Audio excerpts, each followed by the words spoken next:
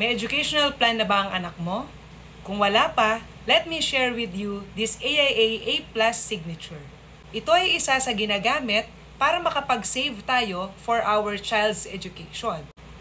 So for example, baby pa lang siya, wala pa siyang 1-year-old, kapag grade 1 na siya, makakatanggap na siya agad ng 25,000. Pag grade 5, 7, 9, grade 11, first year to 5th year college, or kung gusto niya mag-postgraduate at makapagbigay ka pa ng graduation gift.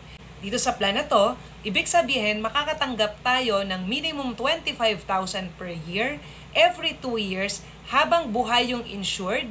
So kung aabot siya up to age 86, age 90, age 70, so patuloy pa rin siyang makakatanggap. So kahit natapos na siya mag-aral, nag-work na siya, nag-retire na siya, yan. So nagiging pamana mo na rin yung plan. Guaranteed cash payout, meaning kahit ano man ang mangyari sa ekonomiya natin dito sa Pilipinas, hindi siya magmamatter. 25,000 pa rin, 50,000, 100,000. So depende sa plan na mapili mo, yun pa rin na matatanggap mo or matatanggap ng anak mo. For example, your child is 3 years old at ang napili mong face amount is 1 million.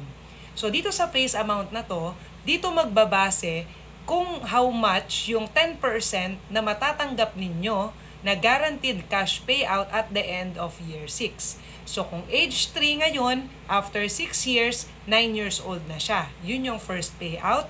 And then second payout, age 11, 13, 15, etc. So para sa plan na to, 122,000 naman siya for 20 years.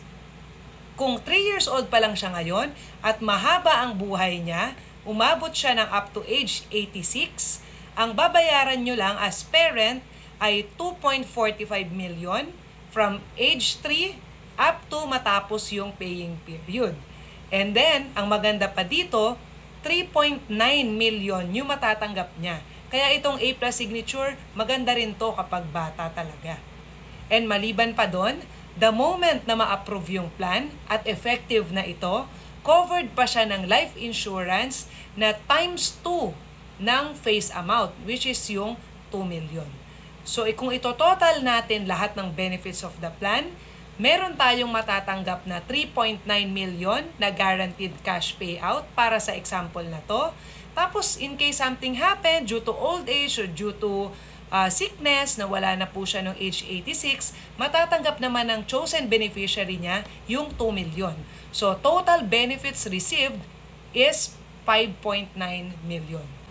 Dito nga yung sinasabi natin na pag kumuha ka ng A+ signature for your kids, 3 generations na yung masaserve na to. Una, kapag nag-aaral pa siya. Second, pag may sarili na siyang family. Third, pag magre-retire na siya, forever kanyang maaalala. Kasi pinuli-fade mo na to, kanya na tong plan, ililipat mo na sa kanya yung ownership, maybe in the future. For more questions regarding A+ signature, please comment down below or you can send me a message. Bago ko makalimutan, this plan ay hindi lang ginagamit pang education. So pwede mo rin tong gamitin pang retirement mo, pang long-term savings mo, or gusto mong mag-save for your travel fund, gusto mong mag-save for your dream house, dream car, etc. So pwede mong gawin para magkaroon ka ng discipline pa, magkaroon ka mapagtataguan kaysa magastos mo yung money for your big goals.